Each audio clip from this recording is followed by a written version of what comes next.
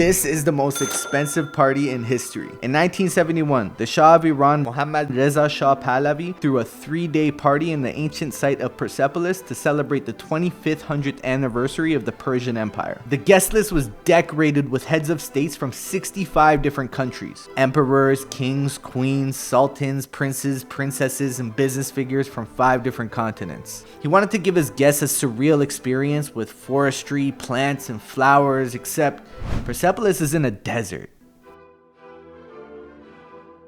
So he imported 15,000 trees, an equal number of plants, and commissioned the famous florist George Truffaut to do the work. And to give the nature life, he brought in 50,000 songbirds and 20,000 sparrows, most of which died because of the adverse climate and the lack of water. They built 50 lavish air-conditioned tents with 2 bedrooms, 2 bathrooms, a sitting room, a kitchen, and a server and a cook available 24 hours a day. The main tent included a social club for entertainment, a reception area, a casino, and a restaurant. Hundreds of French architects were working on these designs for over a year. The tents were built on an airfield outside of Paris and flown over to Persepolis. He built 16 hairdressing salons, 4 makeup salons, and 1 salon for men.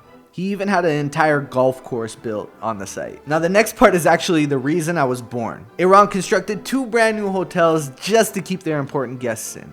One of the hotels is called Hotel Daryush, where my father was a hotel manager and my mom was a receptionist, and that's where the love story began. He had an airfield built in Shiraz just for this event and had a highway connecting Shiraz and Persepolis just to facilitate the delivery of the goods. He sent 250 bulletproof limousines to pick his guests up from Shiraz. He signed a deal with Maxime de Paris to serve food at the event. At the time, they were recognized as the best restaurant in the world. 18 tons of food was imported, including 2,700 kilograms of beef, pork, and lamb, 1,280 kilograms of fowl and game, 30 kilograms of caviar, 2,500 bottles of champagne, 1,000 bottles of Bordeaux, and 1,000 bottles of Burgundy. The celebration started with a simple ceremony at the tomb of Cyrus the Great, or Kurosh Bozorg. 600 guests feasted on a menu that was supposed to be a secret until the press leaked it. Now the second day was the main event. The Shah put together a detailed reenactment of the 2,500 years of the Persian Empire. He went to great lengths to create a historically accurate atmosphere. Unfortunately, this party was a stepping stone for the rise of the Iranian Revolution and the fall of the Iranian monarchy. Due to the economic state of Iran at the time, Iranians were not happy about this party. He locked down Iran's borders for 3 days just for this event so nobody could arrive or leave